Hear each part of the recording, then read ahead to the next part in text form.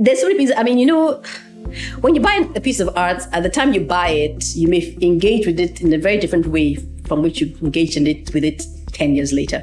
So, for example, this piece, the moment I walked into the gallery and saw it sitting there, I thought, oh my God, I have to have that. And the reason then was that I thought it was just elegant. I thought the form, the way her body was turned, the way the line of her neck, I thought this is just an elegant piece of sculpture. And then I loved the pimple on her head. I loved the color. I thought it was powerful and beautiful. I took it to my house, and maybe some 4 or 5 years later, I was engaged with it slightly differently, because at that point, as I was telling some of my staff, consider her to be juju. So they don't like her. They don't like going near her. They don't want to clean her.